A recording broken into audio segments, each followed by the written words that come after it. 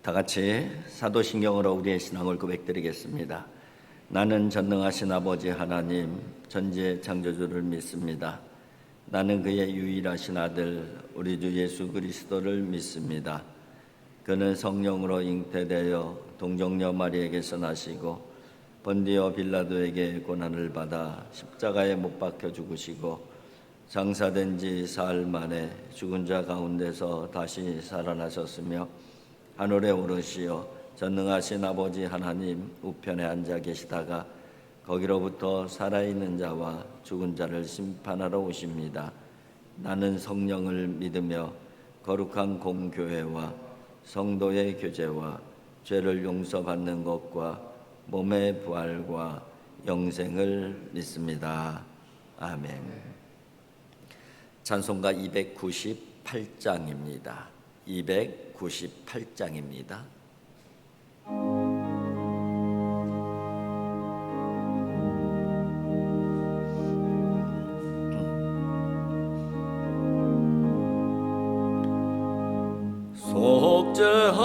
속죄하신 구세주를 내가 찬송하리라. 내게 자유 주시려고 주가 고난 당했네. 그 신사랑 찬양하리. 나의 죄 사려고 십자가에 죽음 당한 나의 주 찬양하리. 내가 구원받은 증거 기뻐함파하리라. 내 죄 모두 담당하신 주의 사랑 크셔라. 그 신사랑 찬양하리. 나의 죄 사하려고 십자가에 죽임 당한 나의 주 찬양하리. 승리하신 구세주를 내가 찬송하리라. 죄와 죽음 지옥 권세 주가 모두 이겼네. 그 신사랑 찬양. 나의 죄 사하려고 십자가 죽임 당한 나의 주 찬양하리. 고마우신 구세주를 내가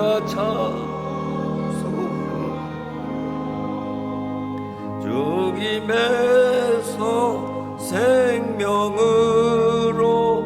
나를 인도하셨네.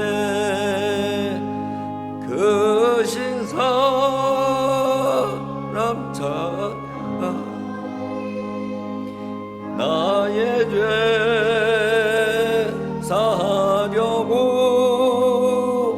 십자가에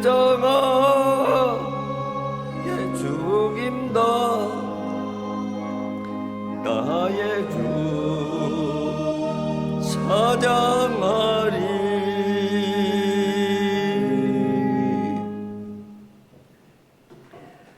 오늘 우리에게 주신 하나님의 말씀은 마가복음 14장 53절부터 65절의 말씀입니다.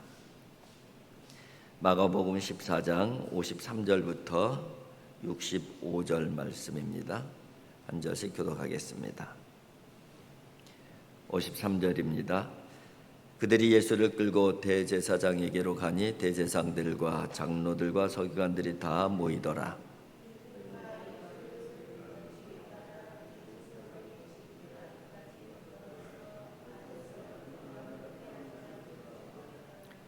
대제사장들과 온 공회가 예수를 죽이려고 그를 칠 증거를 찾되 얻지 못하니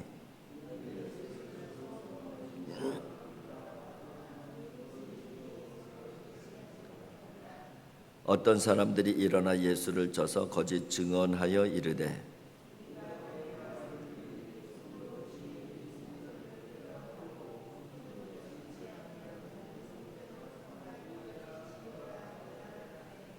그 증언도 서로 일치하지 않더라.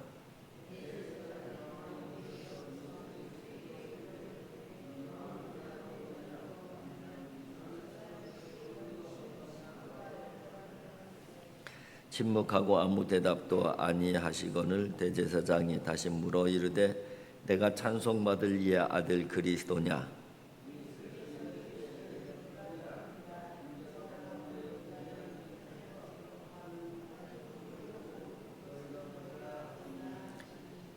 대제사장이 자기 옷을 찢으며 이르되 우리가 어찌 더 증인을 요구하리요?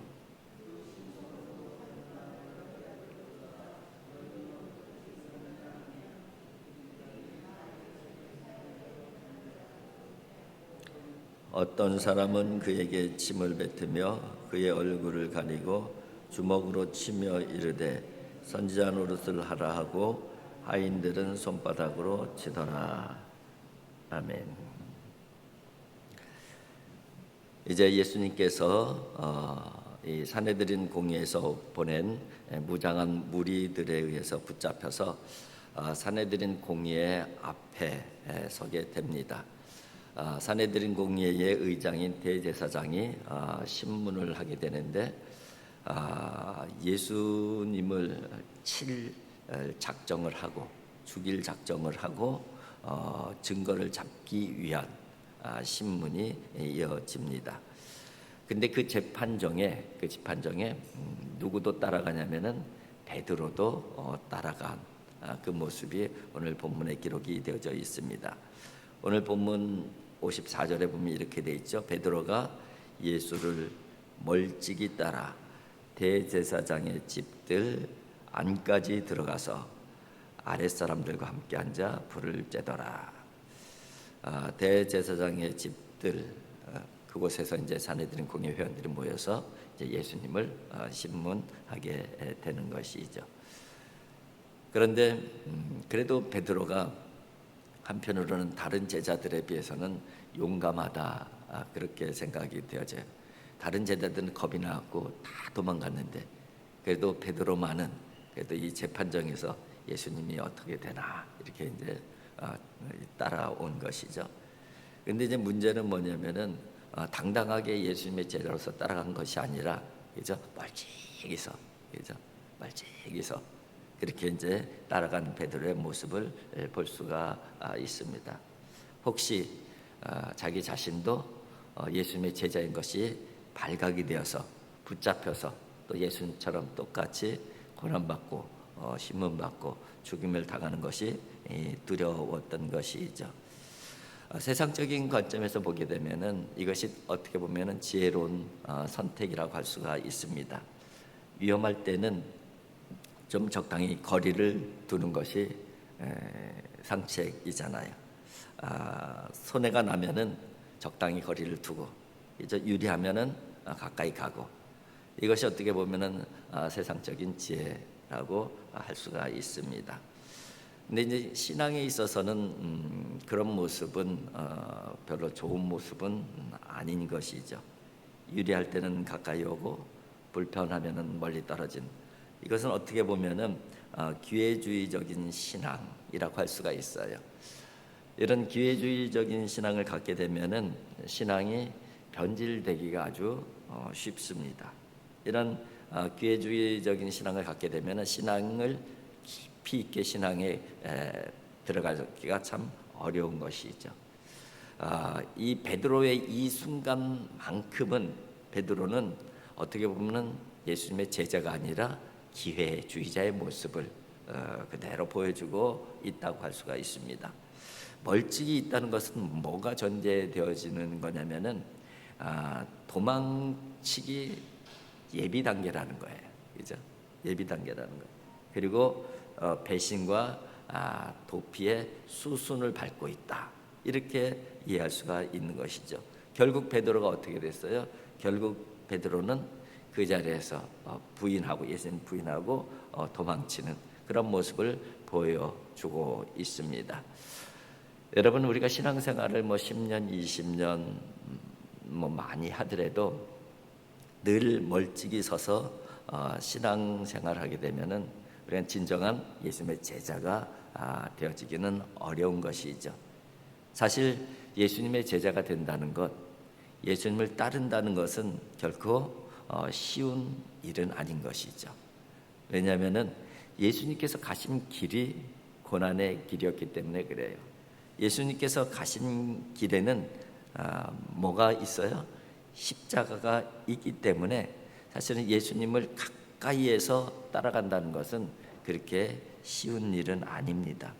그렇기 때문에 우리는 적당히 거리를 두고 신앙생활하는 것이 어쩌면 편할 수가 있어요. 그러나 그것은 진정한 제자의 모습은 아니죠.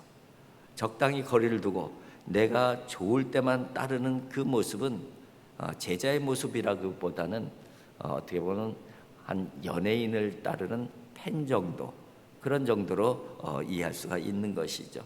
또 그런 관점으로 지적을 한 이 사람이 있죠. 이 팬인가 제자인가라는 그 책인 것이죠.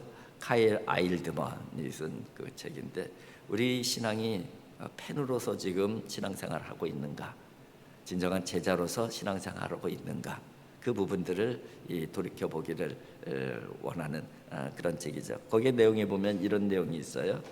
진정한 제자는 예수를 따르는 것이 단순히 일요일 아침의 일부가 아니라 그들의 삶 전체를 예수님께 헌신하는 것을 의미한다. 그러니까 제자라는 것은 단순히 주일날 아침에 와서 예배드리는 주일날 하루 오는 것, 이것이 아니라 내 삶 전체를 드리는 것이 진정한 제자의 삶이다. 그렇게 이야기하고 있는 것이죠. 또 이렇게 얘기해요. 우리가 진정으로 예수님의 제자가 되려면, 진정한 제자가 되려면 우리의 신앙이 편안함과 안전함을 추구하는 것이 아니라 예수님을 우선시하고 그분의 뜻을 따르는 데 있어 어떠한 대가도 치르겠다는 결심이 필요하다. 그런 얘기네요. 우리가 진정으로 예수님의 제자가 되려고 하면, 그죠? 편안한 안전한 그런 신앙을 추구해서는 안 된다는 거예요. 오히려 예수님을 우선시하고 그분들을 따르려고 하는 데 있어서 어떤 대가도 내가 치르겠다, 이런 결심, 결단이 필요하다는 거예요. 그 결단과 결심이 있을 때만이 우리는 진정으로 예수님의 제자가 되어져 갈 수 있다. 그렇게 이야기를 하고 있습니다. 그렇습니다. 바로 이 팬인가 제자인가, 이 부분은 이런 결단이 있느냐 없느냐에 따라서 결정이 되어질 수 있다는 그런 이야기를 하고 있는 것이죠. 팬이라는 것은 언제든지 돌아설 수가 있어요. 연예인들 보면 알잖아요. 연예인들 다 내어줄 것 같이 그렇게 열광하다가도 한 가지 실수하는 부분들, 한 가지 마음에 들지 않는 부분들이 딱 나타나면은 바로 등을 돌리고 이제 바로 비난자가 되어지고 바로 안티가 되어지고, 그게 바로 이제 팬의 그 전형적인 모습인 것이잖아요. 예요. 그런 팬이 아니라 정말 예수님의 제자가 되기를 바라는 그런 마음이 담겨져 있는 것이죠. 그렇습니다. 우리도 신앙생활 할 때에 팬으로서의 팬의 모습으로서의 신앙생활이 아니라 진정한 제자의 모습으로 신앙생활 하기를 주님께서 원하고 계시는 것이죠. 근데 오늘 이제 본문에 베드로의 모습은 이제 어떻게 보면은 그죠? 이 기회주의적이고 팬의 모습인 것이죠. 진정한 제자의 모습이 아님을 보여주고 있습니다. 그런 반면에 예수님은 어떤 모습이냐? 예수님은 이제 사내들인 공의 앞에서 이제 사형을 집행하기 위해서 이 꼬투리를 잡으려고 이 합법적인 증거를 찾으려고 증인들도 세우고 그랬는데 합법적인 증거를 찾을 수가 없는 거예요. 그러니까 어떻게 해요? 거짓 증인들을 세우게 되는 것이죠. 근데 거짓 증인들을 세웠는데도 거짓 증인들이 서로 말이 일치가 되지 않는 거예요. 그러니까 그들이 어떤 방식으로 예수님을 이 꼬투리를 잡으려고 하더라도 예수님이 꼬투리 잡혀갖고선 죄인이 아니라는 것이죠. 예수님이 무죄한 분이시라는 거예요. 그리고 그들의 율법의 잣대로 보더라도 예수님은 흠이 없는 그런 분이라는 거예요. 그럼에도 불구하고 예수님께서는 이 죽음의 올무, 십자가의 올무에서 빠져나가기 위해서 예수님께서는 자기 자신을 위해서 변호하거나 변명하지 않으셔요. 그냥 침묵하고 계셔요. 다만 자기가 누구인지에 대해서는 분명하게 말씀을 하십니다. 대제사장이 이렇게 질문해요. 내가 찬송받을 이의 아들 그리스도냐? 네가 메시아냐? 이렇게 물어보는 것이죠. 그에 대해서 예수님께서 단호하게 답변을 하십니다. 62절이죠. 예수께서 이르시되 내가 그니라. 인자가 권능자의 우편에 앉은 것과 하늘구름을 타고 오는 것을 너희가 보리라 하시니. 그러니까 자기가 살아남기 위해서 변명하는 것은 딱 침묵하고 계시지만은 당신이 누구인지는 분명하게 밝히고 있어요. 사실은 이거는 그들에게는 사내들은 공유에 예수님을 잡아 죽이려고 흠을 잡는 그들에게는 아주 철우의 기회인 것이죠. 신성모독죄로 걸고 넘어질 수가 있어요.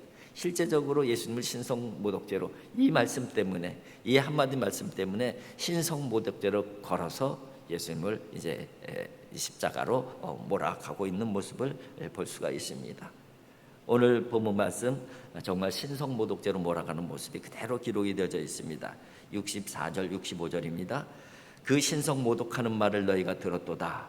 너희는 어떻게 생각하느냐 하니 그들이 다 예수를 사형에 해당한 자로 정죄하고 어떤 사람은 그에게 침을 뱉으며 그의 얼굴을 가리고 주먹으로 치며 이르되 선지자 노릇을 하라 하고 하인들도 손바닥으로 치더라. 하인들까지 예수님을 함부로 막 손바닥으로 치고 그런 정말 수모와 모멸과 멸시를 당하는 예수님의 모습을 볼 수가 있습니다.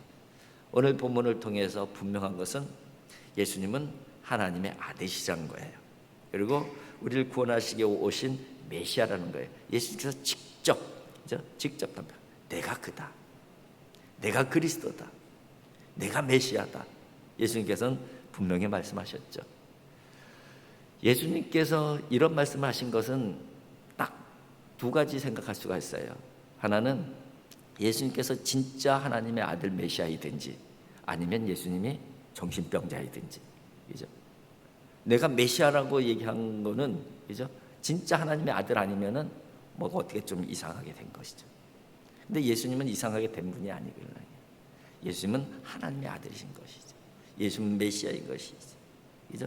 근데 그분이 우리를 위해서 지금 수모를 당하시는 거예요. 그분이 우리를 위해서 모욕을, 멸시를 당하는 거예요. 괴로움을, 고통을 당하고 있는 것이죠. 그래서 그분은 우리의 진정한 구주이신 것이죠. 나의 구주가 되어주신 거예요. 그것이 바로 이미 이사야 선지자를 통해서 예언된 말씀이잖아요. 이사야서 53장 고난의 종에 대한 부분이 바로 그 부분이에요. 그의 찔림은 우리의 허물 때문이요 그가 상함은 우리의 죄악 때문이라. 그가 징계를 받음으로 우리가 평화를 누리고 그가 채찍에 맞음으로 우리가 나음을 받았도다. 사실은 이 한 가지 은혜로 제자된 사람들은 무조건 감사하면서 살아야 되는 것이죠. 이 한 가지만으로도 우리를 위해서, 나를 위해서 그 수모와 멸시를 다 당하셨어요. 그리고 고난을 당하셨어요. 그리고 죽음을 당하셨어요. 이 한 가지만으로도, 다른 것 아무것도 없더라도 이 한 가지만으로도 우리는 늘 감사함으로 하나님 앞에 나아가야 되는 거예요. 이 한 가지만으로도 우리는 늘 감지덕지하면서 감사하며 살아가야 되는 사람이라는 것이죠. 그것이 바로 제자된 사람의 모습인 것이죠.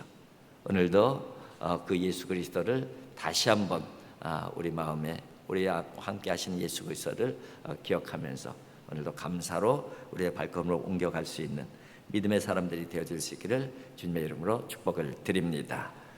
기도하겠습니다. 사랑의 아버지 하나님 감사합니다. 아버지 하나님 그렇습니다. 저희들이 예수 그리스도의 그 크신 은혜, 우리를 위해서 당하신 그 순환과 멸시와 모욕, 우리를 위해서 당하신 십자가와 죽을 그 한 가지만 가지고도 저희들은 감사하고 또 감사하고 늘 감사함으로 하나님 앞에 나와야 되는 하나님의 사람들입니다. 아버지 하나님, 그 은혜를 절대 잊지 말고 살아갈 수 있도록 하나님 도와주시고 인도하여 주시옵소서. 아버지 하나님, 저희들이 때로는 불편해서 힘들어서 고통스러워서 멀찍이 좀 떨어져서 그렇게 대충 신앙생활하고 싶은 마음이 있을 때도 있습니다. 아버지 하나님, 멀리 떨어져 있게 않게 하여 주시옵소서. 가능하면 가까이 갈 수 있도록 도와주시옵소서. 그 믿음으로 살아가게 하여 주시옵소서. 팬의 모습으로 살아가는 것이 아니라 진정한 제자의 모습으로 살아갈 수 있도록 성령이여 도와주시고 인도하여 주시옵소서. 그러기 위해서는 무엇보다도 십자가의 은혜를 잊지 말아야 되겠는데 아버지 그 은혜 잊지 않게 주시옵시고 그 은혜 때문에 오늘도 감사로 이어지는 삶이 되어질 수 있도록 하나님 도와주시고 인도하여 주시옵소서. 예수님의 거룩하신 이름으로 기도하옵나이다. 아멘. 하늘에 계신 우리 아버지, 아버지의 이름을 거룩하게 하시며 아버지의 나라가 오게 하시며 아버지의 뜻이 하늘에서와 같이 땅에서도 이루어지게 하소서. 오늘 우리에게 일용할 양식을 주시고 우리가 우리에게 잘못한 사람을 용서하여 준 것 같이 우리 죄를 용서해 주시고 우리를 시험에 빠지지 않게 하시고 악에서 구하소서. 나라와 권능과 영광이 영원히 아버지의 것입니다. 아멘.